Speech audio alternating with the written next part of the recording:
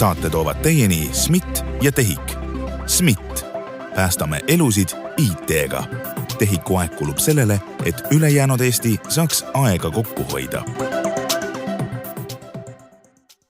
Tere, head kriitilisi intsidendi kuulajad, on käes reedene päev ja uus saade on valmis saanud ja teie kõrvu jõudnud. Mina olen saatejuht Ronald Liive ja kaevun Eesti e-riigi telgid tagustesse. Täna me vaatame veidi nii-öelda lähitulevikku siis, mis meid hakkab kõiki väga palju mõjutama. Teemaks on meil selline asi nagu M-riigi äpp ja selleks olen stuudiosse palunud 3 külalist. Meil on Riigi Infosüsteemi Ametist masinõppe ja keeletehnoloogia osakonna juht Kaupo Laagri-Küll. Tere! Tervist! Jälle Riigi Infosüsteemi Ametist siis M-riigi tootejuht Greta Preast. Tere! Tervist! Ja MKM-ist, ministeeriumist siis digiarengu asekantsler Luka Silves. Tere! Tere! M-riigi äpp, miks meil sellist asja vaja on? Miks me siin tänasel päeval kogunenud oleme?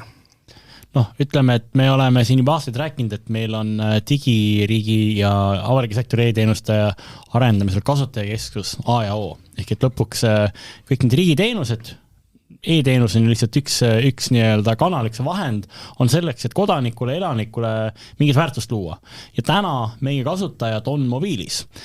Suur osa, meil peaaegu kõigil on nutitelefonid olemas ja suur osa elanikkonnast, eriti need, kes ei ole 35-aastased ametnikud või valgekraelised, nagu paljud ümber selle laua, olgu need noored või vanad, nende jaoks nende põhi e-seade ongi nutitelefon, mitte läpakas või lauaarvuti.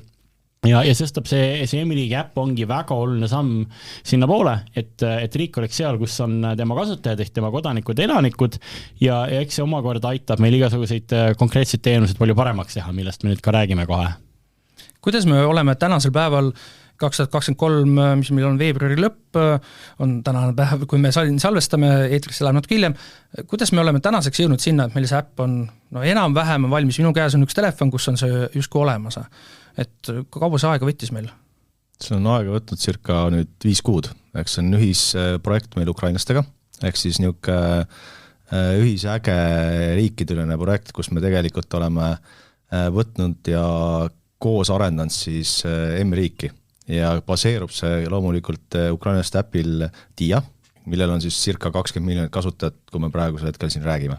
Kas on see ikka tõde, mida te räägite? Mina mäletan seda, et RIA on juba aastaid teinud selliseid analüüse ja mõelnud selle peale, et meil võiks olla mingi M-riigi äpp ka. Aga lihtsalt nüüd praeguse projekti raames on nähtud seda, kuidas ukrainlaste lahendused on võetud ja on siis kasutusel võetud. Kõige põhimõttelisem küsimus on see, et kui sa küsid, kaua meil on aega võtnud, üks vastus on 15 aastat, sest nutitelefonide ajastu algas meil aastal 2007 ja enamus erasektorist on jõudnud viimase 10 jooksul omadega sinna, et nende põhisuhtluskanal oma klientidega ongi läbi mobiili. Ja olgem ausad, natuke peaks meil olema piinlik selle üle riigina, et me alles praegu jõuame korralikult mobiiliga kasutajate nii. Mis võib-olla lohutab, selles on see, et me pole ainus riik, kes on selle probleemi otsas, et me oleme 5-10 või enamat aastat erasektorist maas. Kui põhjust otsida, siis proosaliselt võib öelda, et meie senine arendustsükkel on selline, et umbes sellise viitega me jõuamegi asjadele järgi. Ehk et kui me mõtleme, et enamus meie e-teenuseid ja taga olevad infosüsteemid sai valmis kusagil 2005. ja 2015. aasta vahel ja kui asi sai valmis 2015, siis ta võis olla juba plaanitud, kavandatud kusagil 2011 ja 2012. Siis seda pidevat arendust ja tagasiside ringi, kus üks teenuse omanik ütleks kusagil avalikus sektoris kulge. Me näeme, et tegelikult kasutajad on mobiilis ja me peaks nüüd kibekäivendagi tegema, et neid paremini teenindada. Asjad meil seni ei ole niimoodi toimunud, et pigem need käivad 5 või 10 aastate tsüklite kaupa, aga see on universaalne probleem. See on kõikides avalikes sektorites üle maailma ja meie väljakutse seda M-riigi äppi tehes. Ühel tasemel teha siga hea äpp ja ma olen kindel, et ta tuleb hea ja see on tänu, Kaupo ja Greta ja teiste heale tööle, aga mitte ainult, me peame ka laiemalt õppima, kuidas kiiremini teenused arendada, kuidas tagada, et kui tulevad järgmised muudatused, see muudatus võib olla järgmine uus tehnoloogia, olgu see metaversum, olgu see suhtlus läbi masinrobotite, või juturobotite, millega me praegu ka väga aktiivselt tegeleme, või ka järgmine kriis, et meie reaktsioon ei võtaks aasta, vaid võtaks pigem nädalaid ja kuid ja mõnel juhul isegi päevi. Et selles mõttes ma arvan, et meil ei peaks olema valehäbi tunnustamiseks, et me oleme aastaid uurinud teemat, mõtestanud, mida teha, ja seda on ka väga paljud teised riigid teinud ja nüüd eks me teeme 2 asja korraga, me lõpuks teeme seda, aga me katsume ka õppida, kuidas me saaks tervikuna riigina liikuda, et järgmine kord ei võtta see õpitsükkel nii palju aega. Kuidas üldse selle M-riigi äpi arendus välja näeb, et te olete siin 3 te kõik olete sellega seotud, kas Lukas ministeeriumist ütleb ette teile, et nüüd peab nii tegema ja teie lihtsalt täidate käsku või on natuke demokraatlikum see olukord ikkagi? Lukas ei ütle ette, mis me peame tegema, et eks esmase versiooni me saime Eesti e-portaali põhjal, sealt võtsime kaasa kõige kasutatumad teenused ja meie edasine visioon on see, et koostöös kodanikuga me kavatseme seda äppi arendada, et juba varsti laseme esmasele testgrupile, kus on siis 2000 registreerunut, laseme selle äpi välja, nemad vaatavad selle üle ja juba nendelt ootame tagasisidet, et mida nad tahaksid seal äpis näha ja selle põhjal meie arendustsükkel ka tegelikult valmib, et kavatseme nendega dialoogis olla. Sellest testgrupist rääkides, mina olin üks neist miljonist eestlasest, kes ennast kirja kohe esimesel päeval pani, sain sellise kirja, kus öeldi, et nagu sorry, et test nagu lükkub edasi, mis siis juhtus teil vahepeal? Otseselt testi lükkunud edasi, ehk siis see on vastav planeerile praegu arendus käib, no sõna otses mõttes, kui me räägime siin praegu tegelikult arendus käib, aga samal ajal käib ka turvatestimine, ehk siis see turvatestimine, selle turvatest käis meil niisuguses asjas nagu valimistel ja valimiste rakendus, mis on riigis prioriteet number 1 ja selle tõttu natukene võib-olla see turvatestimine nihkus meil, aga selles suhtes nagu suures pildis kõik see liigub nii-öelda hästi ja ma loodan, et me teises kvartalis, kui meil need turvatestimine on edukalt läbi, tagasiside käes, et kas seal on midagi olulist punast, mis me peame ennem nii-öelda esmast lansseerimist korda tegema või mitte, ehk siis me vastavalt sellele tulevate riskidele siis peame reageerima ja toimetama. Ehk siis me tegelikult tahame olemagi siin paindlikud ja ollagi vastu siis seda testgruppi ausad ja et neile ei tuleks midagi halba telefoni. Seni pole kumbki teist, või tähendab keegi teist rääkinud kuupäevadest. Te ei taha vist väga välja öelda, millal see avalik testimine algab? Ma arvan, et kõige lihtsam ongi öelda, et teise kvartali alguses meil see asi hakkab ja mis see nüüd täpne kuupäev on, tegelikult me kommunikeerime selle sihtgrupile otse, ehk siis ma arvan, et see ongi parem viis.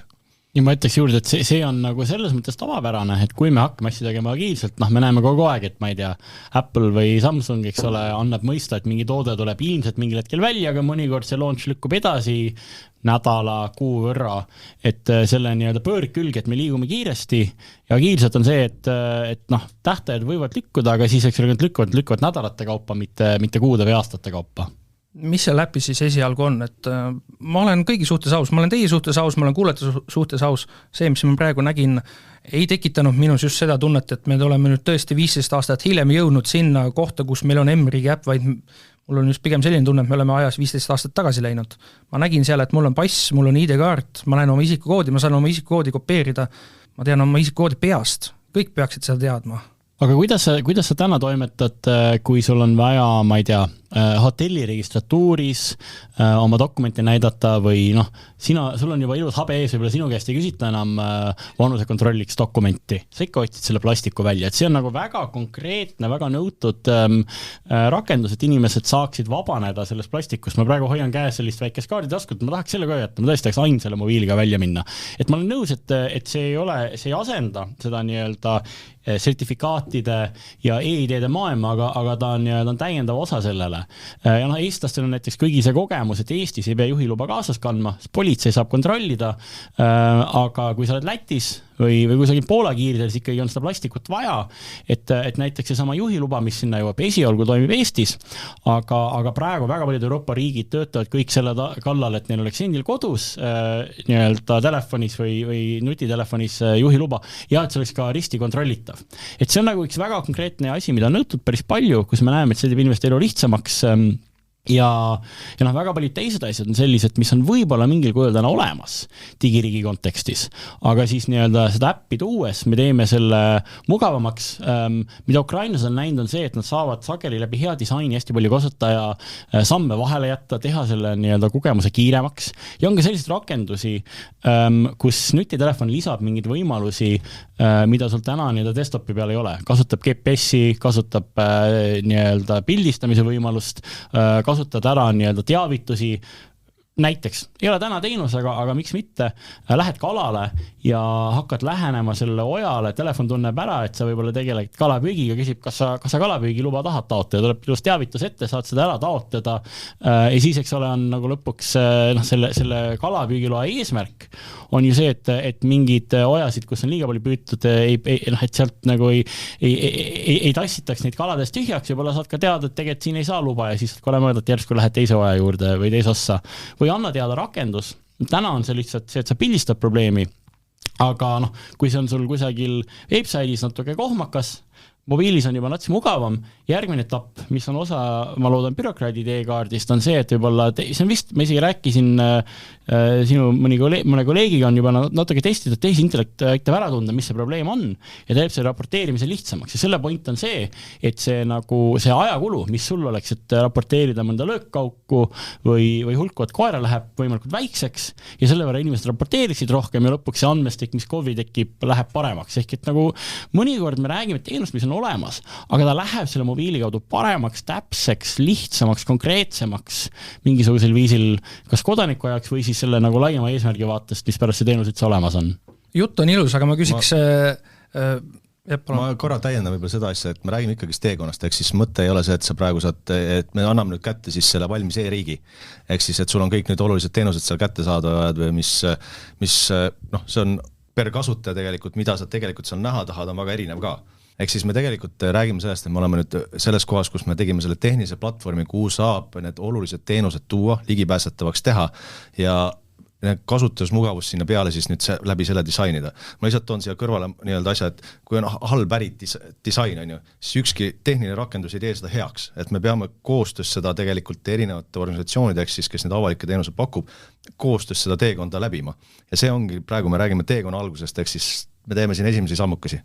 Ma tahtsingi selle koostöö kohta küsida, kõik see eelnev jutt oli väga ilus ja tore ja vahva ja mulle väga meeldiks, kui meil oleks selline äpp. Ma olen realist, mitte et ma kritiseeriks, ma tõesti olen realist. Kui palju siis te tootejuhina näete seda, et kuna siin on nagu mängus on väga paljud erinevad riigiasutused, IT-majad, et jah, teil on see mõte, et seal võiks olla see, teine, kolmas, neljas, aga nemad ütlevad, aga meil on tegelikult vaata nüüd see asi, mida meie siin arendame, enda veeb või mis iganes asi ja meil kulub kõik energia praegu selle peale, et me ei saa teie selle tilulilu M-äpiga tegeleda, M-riigi äpiga. See on jah selline koostööpunkt, et kindlasti siin riigina peamegi tegema erinevate asutuste ülest koostööd ja ikkagi seadma selle M-riigi või üldiselt sellise äpi põhisuse prioriteediks. Et selles mõttes ma isegi näen, et M-riik ongi selline, tuleb jalaga lööb ukse lahti, et avame uusi võimalusi siin oma IT-majades ka. Et praegu meil on võib-olla natuke brauseri põhisem see vaade, aga M-riik tuleb ja muudab seda kindlasti, et tulebki koputada ja hõlgadele siin kolleegidele, et uus ajastu. Mulle tundub, et kolleegid hakkavad vaikselt ka meil hõlgadele koputama, et esiteks, eks ole, hea kasutajaliidese tegemine, see ei ole odav. See ei ole lihtne, see võtab päris palju aega, see võtab kompetentse, mida tingimata ei ole väga palju. Kõik alates, ma ei tea, samad disaini küsimused, mida me lahendame ükskord, eks ole, disainisüsteemi värvivalikud, ligipääsetavuse testimine ja kogu see nii-öelda ka klientide onboardimine, nende harjutamine selle protsessiga. Kui see on kord läbi tehtud ja see on hästi tehtud, siis on meeletu aja ja ka ressursi kokkuhoid teenusomanikele. Võib-olla jääb alles üksikuid teenuseid suuri, kus esialgu, eks ole, mõtleb see asutus või mõtleb see ministeerium, et tahaks ikka ise teha. Aga pigem, kui me räägime teiste asutustega, neil on päris suur nälg tulla sellele platvormile. Kohtusime eelmine nädal KOV-ide liiduga, näiteks nad ise juba nagu hakkasid juba mõtestama, et mida kõike võiks sinna panna. Ja siin, eks ole, siin on abiks see sama arhitektuuriline põhimõte, mida me paar aastat ajanud, et meil on mikroteenused, mis lõpuks tähendab, et teenus ja selle tehnilised komponendid andmestik jäävad väga selgelt teenusomaniku kätte ja siis see nii-öelda tehniline ja koostöö väljavõtt saab olema, kuidas see nii-öelda need mikroteenuste komponendid jooksevad kokku heas mõttes, kes UX-i platvormiga. Mida Ukraina kogemus näitab, on see, et tahtevaatest pigem tekib järjekord. Ukrainas on rääkinud sellest kogemusest, et mõnikord nad saavad ise teada mõnest teenusest, mis kui peaks enda äppi tulema, sest mõni minister või asutuse juht annab teada, et kohe-kohe on meie teenus TIAs olemas ja siis nad ükskord peavad üle helistama nagu täpsustama, et kas plaanid nagu olemas, kas päriselt ka tuleb ja siis nagu tehakse tagantjärgi see töö, et päriselt tuleks. Ehk et lõpuks, eks riigiametnikud tahavad ju head teha ja mõnikord nad nii-öelda komistavad üle oma enda protseduuride, aga kui me pakume neile nii-öelda head viisi, kuidas head teenust pakkudes, pigem tullakse kaasa. Korra käis läbi sõna ligipääsetavus käis läbi. Meie podcasti eelmises osas käis TTJT-ast Harri Puskar külas, kes rääkis digiligipääsetavus avalikus sektoris ja meil oli väga selline päevakajaline aktuaalne teema lahkamisel just siis eelmisel nädalal läbi saanud valimistega seoses, kus valijarakendus ei ole digiligipääsetav. Kas see M-riigi äpp, mida teie arendate, kas te esimesest päevast alates mõtlesite sellele, et Eestis on ka inimesi, kellele ei ole antud nägemist ja kes sooviks ka tõesti seda M-riigi äppi kasutada? Jah, oleme kahtlemata selle peale mõelnud, et selles päris esmases versioonis me nüüd sellele teemale ei keskendu, aga ka näiteks seesama bürokrat, kunagi on, eks ole, plaan, et bürokrat mõistab siin viipekeelt, et kindlasti jah, väga laiale kasutajaskonnale on plaanis keskenduda. Ja kui siin näitena tuua, siis Singapuris peaks ka mingi selline riiklik äpp olema, mis täiesti on absoluutselt ligipääsetav kõikidele inimestele. Aga te just ütlesite, et te esmases versioonis ei keskendu ligipääsetavusele, mida see reaalsus tähendab? No selles mõttes viipekeele tuge seal ei ole, et see äpp ka hetkel ei häälda mingisuguseid sõnu välja, et praegu ta on tõesti nägijatele nii-öelda mõeldud. Aga see, nagu Kaupo siin ka rõhutas, et see on teekonna algus, et lihtsalt praegu avame selle ukse ja vaatame edasi. Siin on ka mitu nii-öelda vaatevinklit, ehk siis kui ma toon korra sammu tagasi ja sellest selle üks teenuse, mida me siis läbi selle platvormi pakume, on ka bürokrat, ehk siis nii-öelda virtuaalne abiline ja see veekogu piri pealtes on ka teekaartil meil olemas üks niisugune katsetus, et me isikusamasust ja siis kõnesünteesi teeksime. Need on need kohad, kus tegelikult me astumegi sammu, ehk siis kogu see ökosüsteem tervikuna lõpuks. Eesmärk ongi tagada ligipääsetus kõikidele siis nii inimgruppidele, kes Eestis on, kes on vaegkuulajad, vaegnägijad, et tuua. Need on keerulised arendused, ehk siis nii-öelda, et eesti keelt nii-öelda seda toetada, ehk siis see ei ole ainult meie tehas, on nagu ongi erinevate asutuste ühispingutus, ehk siis me räägime siin Eesti Keele Instituudist, me räägime siin MKM-ist, RIA-st, erinevatest nendest teenustest, kus on, me oleme teinud, käib praegu veel tegelikult niisugune äge projekt, mille nimi on Anneta kõnet, mis tähendas seda, et me tegelikult ootame inimeste vabatahtlikult, nad lihtsalt spontaanselt räägiksid selle veebilehega põhimõtteliselt. Ja me tegelikult vajalik on see, et me saaksime tegelikult selle eesti keele tuvastuse täpsemaks, et me saaksime aru, mis me räägime sellest, sest et tegelikult Eesti on väga pisike konnatiik ja need suured hiiglased, kes tegelikult neid tooteid asju eest veavad maailmas, on need Apple, on see Microsoft, mõnes kohas on see parem, mõnes halvem, siis see turg on nii pisike ja nad nagu vabatahtlikult ilma meie riikliku toeta nad ei tule seda tegema ja meie asi on tagada siis tegelikult, et see terviksüsteem tegelikult toetaks kõike seda ja et me tegelikult saaksime eesti keeles tulevikus ka Siiriga suhelda. Et see on niisugune piltlik näide. Te muidugi räägite ligipääsetuse vaatest sellistest edasijoudnutest võimalustest, eks ole, et päris viipekeelega ja hääldoajaga saaks suhelda ja sinna me peame jõudma. Ligipääsetul on nagu selline nii-öelda praktilisem ja lihtsam külg, mis on see, et need visuaalsed standardid võimaldaksid esiteks neil, kellel on nagu nägemisega raskusi seda hästi kasutada ja et oleks olemas tehniline tugi nendele võimalustele, mis on ka nutitelefonis väga head, et toetada vaegnägijate seadmekasutust. Teist otsa ei oska kommenteerida, kas me seda oleme juba jõudnud teha kindlasti nii-öelda selle testimise käigus, on asi, millele pöörame tähelepanu, aga üks asi, eks ole, mis peaks kindlasti selle rakendusel juba parem olema, on see, et ta kasutab Veela disainisüsteemi. Me mäletame vist, et eelmisel aastal käis natuke uudistest läbi, et nii-öelda vana Eesti nii-öelda roheline portaal sai küllaltki palju kriitikat oma ligipääsetavuse osas, aga uus Eesti, mis kasutab Veela disainisüsteemi, on küllaltki hea selle osas ja need samad omadused peaksid üle kanduma siia äppi. Ehk et ma julgen öelda, et selle nii-öelda baasligipääsetavuse osas WCAG standardid ja nii edasi, mida tavaliselt selle mõistal täna silmas peetakse, on ta juba täna täitsa okei. Kas ta vastab kõikidele nõuetele, me ei ole seda testimist päris läbi viinud, see ongi nii-öelda üks testfaasi üks nii-öelda väljakutseid. Aga see kindlasti, see on nagu must do ja seda me kindlasti ka teeme ja siis, eks ole, bürokrati integratsioon on see, mis viib meid juba nii-öelda ligipääsetavuse tulevikku, ehk et küsimus ei ole ju see, kui me toetume ainult tehnilistele standarditele, mis võimaldavad nii-öelda sellise visuaalse liidesega head ligipääsetavust, see on tore, aga see ei kasuta veel ära kõiki tehnoloogia võimalusi, meil täna on ja nii nagu tehnoloogiafirmad edasi liikuvad nagu Kaubo ütles, nii liigume meie nendega koos. Keeletugi on hästi oluline osa sellest, siin tasuks ka reklaami teha, et kindlasti hea kuulaja annetakonet.ee ootab ka sinu külastust kõikidel eestlastel, eesti keelt kõnelevatel isikutel on võimalik annetada teksti, oma aega lugeda teksti sisse. Seal juures tuleks esile tuua, et me ei taha ainult perfektse häälduse ja diktsiooniga teksti, me tahame just vigase, aktsendise, minusuguseid ka siis. Sul on ilus raadiohääl, seda ka, aga me tahame, et minusugune ka, eks ole, sisse laeks.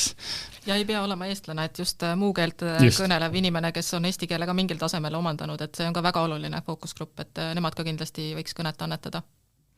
Aga taustaks lihtsalt VCAG nõuded on üks põhialused ka meil. No ma loodan, et jah, et selleks hetkeks, kui see äppi jõuab nii-öelda avalikku kasutamisse, mitte siis enam testimisse, et tõesti, et kui sa oled juhtumisi mitte nägija pime, siis et sa saaksid ka seda äppi kasutada, aga aeg näitab, kas ma pean teiega sel teemal veel uuesti ühendust võtma või mitte. Aga tulles korra käis meil läbi see juhilubade teema, kuna see on nagu selline teema, mis Euroopa Liidu pealt või tähendab Euroopa Liidust tuleb ette, siis kõige suurema tõenäosusega see on see asi, mis sinna esimesena jõuab, mis on ka nii-öelda reaalses kasutuses kasutatav igal pool üle Euroopa Liidu. Millal me võiksime sinna jõuda? On mingi kuupäev paigas? Siin on kaks asja, üks on Eesti siseselt, ma tean, et me Maanteeametiga suhtleme, Transpordiametiga. Euroopa pool võtab ilmselt paar aastat, selles mõttes hetkel me oleme sealmaal Euroopas, kus me arutame standardite osas, meil on piloote piiriüleselt, meil ilmselt sel aastal käivitub üks piloot Põhjala riikidega, aga see Euroopa ots kindlasti võtab natuke rohkem aega. Ma julgen öelda, et järgmise paari aasta jooksul mõne riigiga see toimib ja ma tahaks uskuda, et 5 aasta jooksul oleme jõudnud sinna, et see kindlasti tehniliselt toimib, kuna Euroopa seadusandlus kuna need veskid jahvatavad tõesti aeglaselt, ma ei anna pead, et 5 aasta pärast on see täiesti seadustatud, aga kui see ei ole 5 aasta pärast, on see 6 või 7 aasta pärast. Kas ma siin sellest vaikusest ruumist loen välja seda, et meil võib ikkagi tekkida olukord, kus Transpordiamet arendab enda äppi, tuleb enda see e-juhiloa lahendus? Pigem on see, et vaata Eestis kui me võtame siin selle nagu seadust, et oleks see seaduses sama pädev, nagu on siis see plastik, et siis selles vaates Eesti ei pea ootama siis Euroopa Liidu neid samme, vaid me saame liikuda nagu selles suhtes paralleeljadas siin, et teha enda vaates ära ja siis, kui Euroopa Liit jõuab ka oma tegevustega sinnamaani, et kus me saame päriselt katsetada näiteks, siis me saame vastavust nagu hästi kiiresti. Ehk siis meie asi on ka tegelikult kasutada üldteatud standardid, ega me pea jalgratast leiutama. Ja siis, kui on see liidestusvõimalus, siis see on meie jaoks pigem lihtne samm kui mingi uue asja arendamine. Ja selle piloteerimise point ongi see, et neid riike Euroopas, kus see koosvõime toimib, neid võiks tulla küll paar tükki varem juurde, et Islandis näiteks hakati eelmisel aastal katsetama, nii tekkis muide kohe probleem, pidid panema lennujaama reklaamid, et ärge unustage juhiluba koju, sest islandlased hakkasid ka reisil käima ilma juhilubadeta. Et ma arvan, et Islandis võiksime varsti mingisugust koosvõimet luua koos näiteks teiste Põhjala riikidega, kus eestlased kõige rohkem reisivad.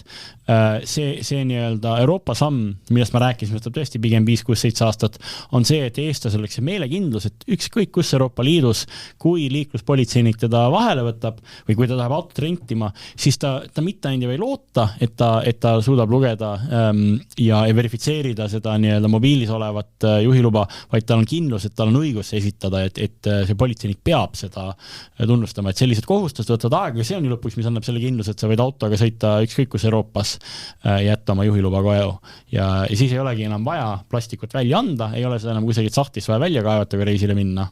Saab kiiresti uuendada.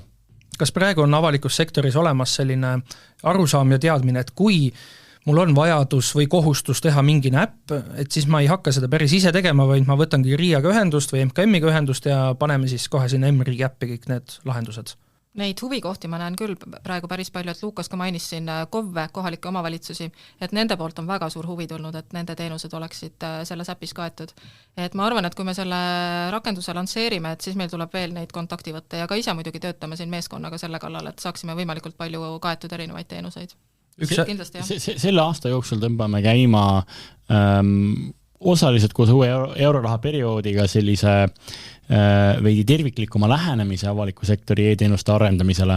kus me varem oleme väga projektipõhiselt vaadanud otsa nendele konkreetsetele projektidele, mida me eurorahadega võimestame, siis nüüd me tahame, et valitsemisaladel oleks selline üldine tervik lähenemine oma IT juhtimisele, andmete juhtimisele, selle kvaliteedi mõõtmisele ja osa sellest on see, et me pakume järjest ka rohkem keskseid teenuseid, mis teevad siis ühel riigiasutusel, olgu ta keskvalitsuse või KOV-i asutus, selle teenuse arendamise võimalikult lihtsaks, ehk et kogu selle teenuste portfelli raames ja selle nii-öelda väljaarendamise ja siis ka sihtrühmadele kommunikeerimise käigus, ma arvan, et me jõuame ilmselt aasta jooksul sinna kohta, kus ei ole olemas riigis ühtegi IT-juhti, kes ei oleks kuulnud, kes ei teaks ja kel ei ole see väga selge pitch tehtud.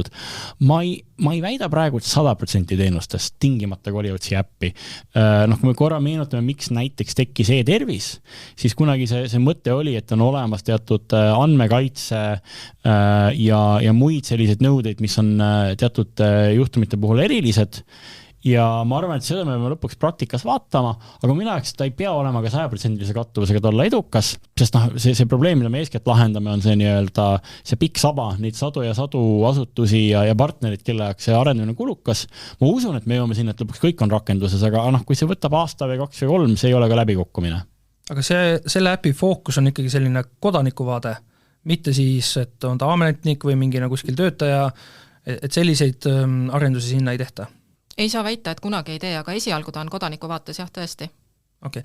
Üks asi, mis on veel tegelikult nii-öelda loodetavasti varsti välja tulemas, peaks vist järgmine aasta olema kõik nii-öelda Euroopa Liidu poolt ära otsustatud, on EIDASE määrusest tulev uus selline digikukkur.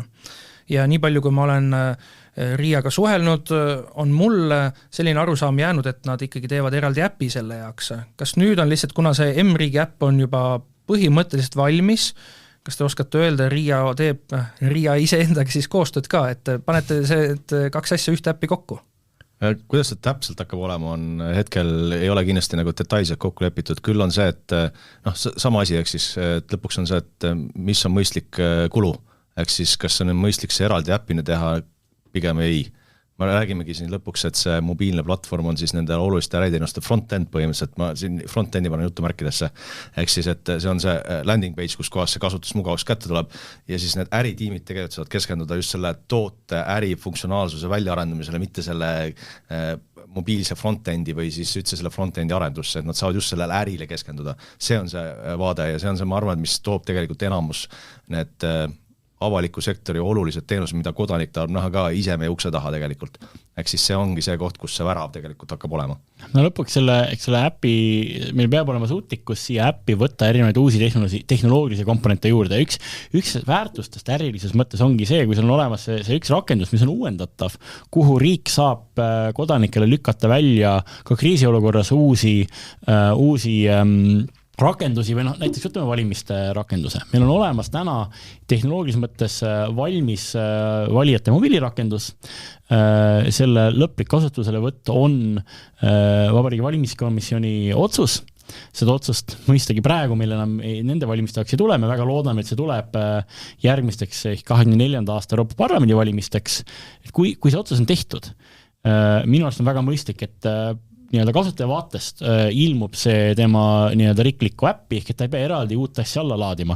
Nüüd ilmselt tehnikute vaatest seal taustal saab olema mingi segmenteerimine, mingi süsteem, et see eraldi laetakse ja võib-olla ka kustutakse peale valimisi versiooni uuendusega, et see ei saa olema alaline osa sellest äppist, aga põhimõtteliselt kasutaja võiks tegelikult lihtsalt näha seda, et tal on riiklik äpp ja mingil hetkel tekib tal selle võimalusi valida, võib-olla tuleb ka teavitustelefoni, et valimised on nüüd alganud, eks ole, meeldetuletus saab ole veel valimas käinud, e-valimistel on päev järgi, päevaegu aega jäänud ja siis, eks ole, võib-olla see viimane aietas, 5 minuti pärast saavad e-valimised läbi, kui sa nüüd ei hääleta telefonis, pead sa jaoskonda minema. Aga need on pigem need väiksed disainihäkid, mis lõpuks võimaldavad seda kasutajaväärtust saada.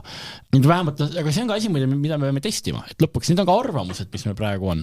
Praktikas, eks ole, see reaalne küsimus on see, et mis pakub kasutajale selgema ja parema kasutajateekonna või eks ole, võib-olla ka muid väärtusi, näiteks see, et valimiste puhul võib-olla sa tahad, et kuidagi kodanik tajuks, et see on iseseisev keskvalitsuse tegemistest ja seda me kavatsemegi õppida ka nüüd käigult, eks ole, ja me saame ka testida, me saame mingite kasutajate gruppide puhul anda neile mingit muud testrakendust, näha, kuidas see mõjutab kasutust, kui mingisugune teenus ei ole põhiäpis, vaid on teises äpis, saame aru, eks ole, kui palju mingit asju alla laetakse. Kasutame kõiki neid samu testimistööriistu, mida erasektor kasutab, sest meie arvamused on pigem hüpoteesid, nad ei ole lõpuks tõde ja meie jaoks see õpikoht. Sa küsid varem, kas mina ütlen, mida teha tuleb.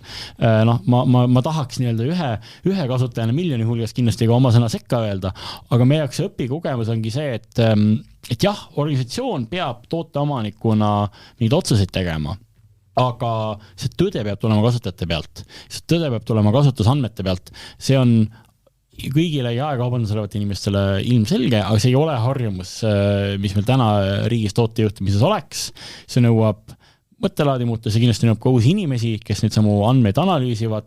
Ma teen jälle siin väikse reklaampausi, et igasugused inimesed, kes on teinud kusagil erasektoris customer successi, ka turundusega seotud asju, rääkimata muidugi ka tehnilisematest funktsioonidest, kes on tegelenud ka kasutusandmete analüüsiga, seal analüütikud olnud, te olete väga teretulnud praegu tiimi, et seda rakendust edasi arendada ja teha midagi, mis ei ole maailmas unikaalne, eks oleme õppinud ukrainlaste pealt, aga siiski on maailmas kõik eesrindlik ja võib-olla jõuame täna veel rääkida sellest, et see on võimalus arendada toodet mitte ainult eestlaste jaoks, aga ka kogu maailma jaoks. Ma võtaks selle Ukraina teema siia sisse, kuna see baseerub TIA baasil, kui palju on seda, et ta baseerub ja kui palju on see, et te ise olete sinna mingid lisaarendusi teinud? Ma võtan võib-olla siis lihtsalt kokku selle niimoodi, et ta baseerub jah TIA-l, aga see on nii-öelda aluskomponentide vaates.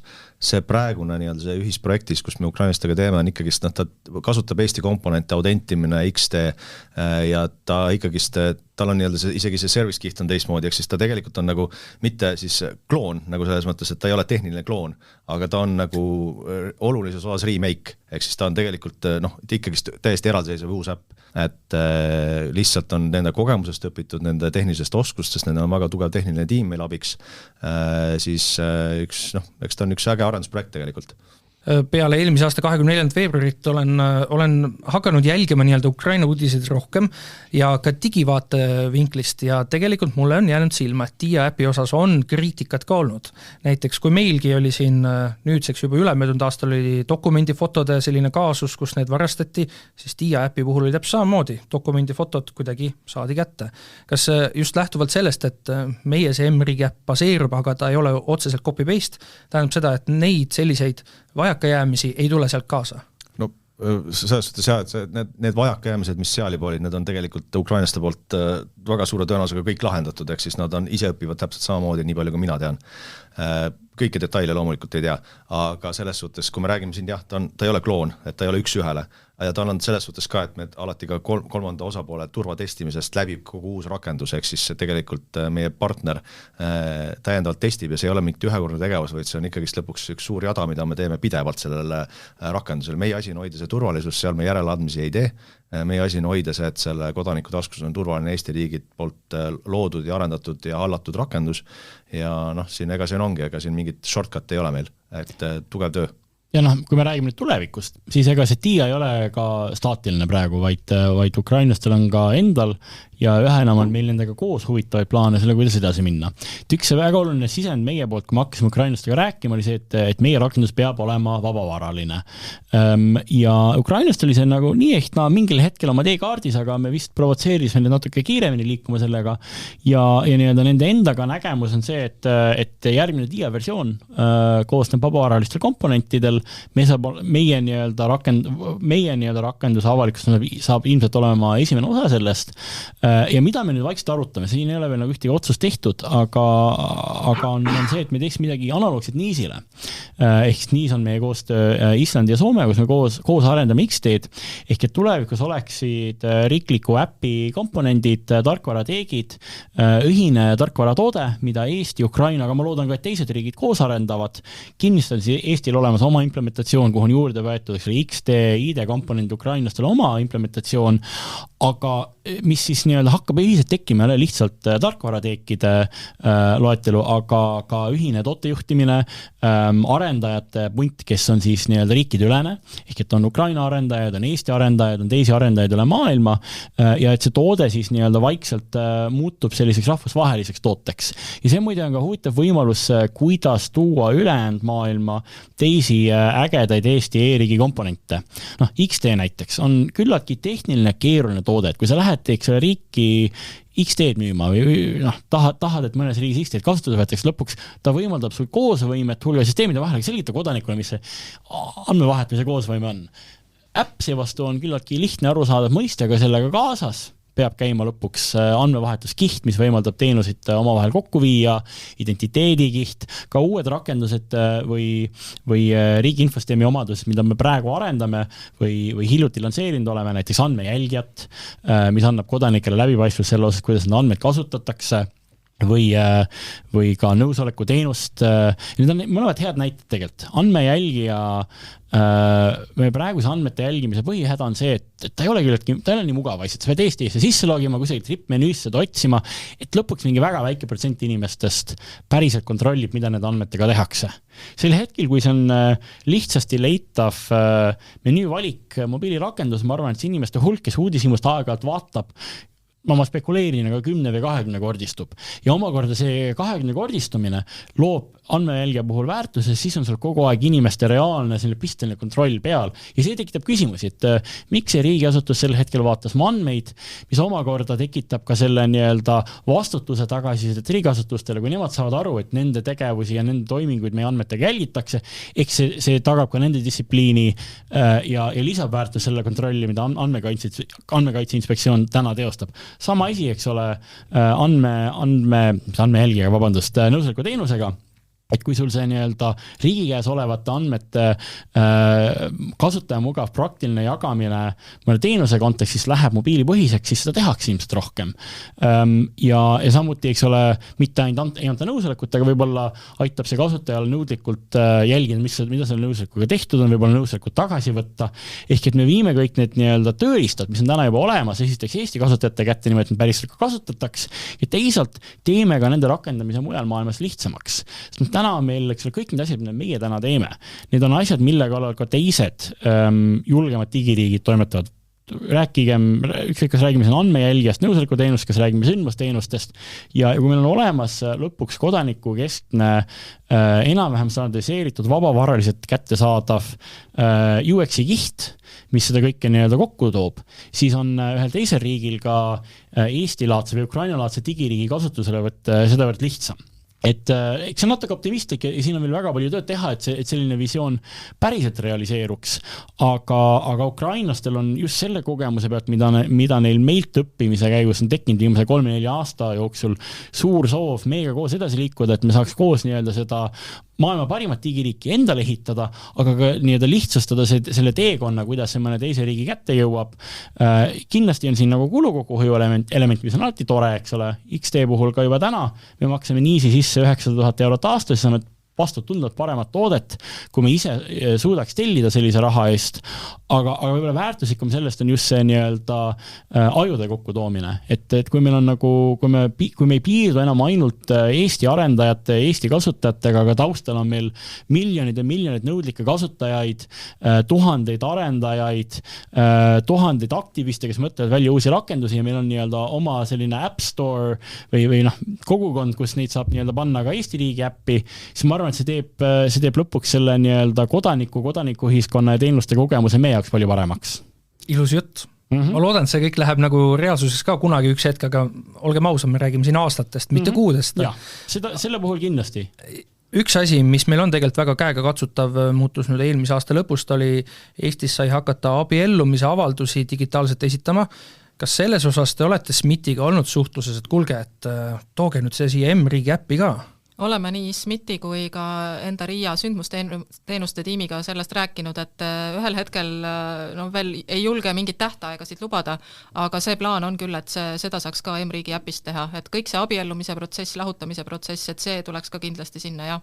Sama isi on selle aasta käigus lähevad laivi veel 3 sündmusteenust, Eestis elama asumine, Kaitseväe kohustuste täitmine, mis on tänavu, eks ole, mitte paaril tuhandel noormehel, vaid lausa paaril 10 000 reservväärlasel ja lõpuks ka paraku läheduse kaotus, mis on küll õnneks nagu väiksemate kasutajate hulgaga teenusega siiski küllaltki oluline.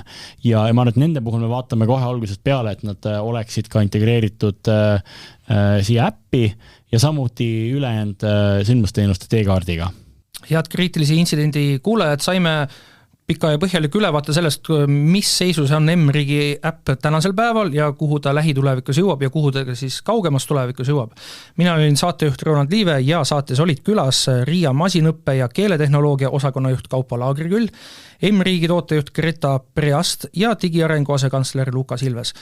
Kohtun teiega juba uuel nädalal, kui teil on soove mõtteid, mida te tahate saates veel kuulata, saatke meile e-kiri või kirjutage, joonistage geenius@geenius.ee või siis Instagramist leiate ka meid üles kriitiline intsident.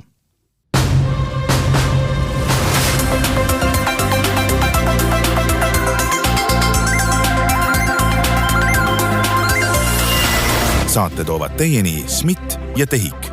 SMIT. Päästame elusid IT-ga. TEHIK-u aeg kulub sellele, et ülejäänud Eesti saaks aega kokku hoida.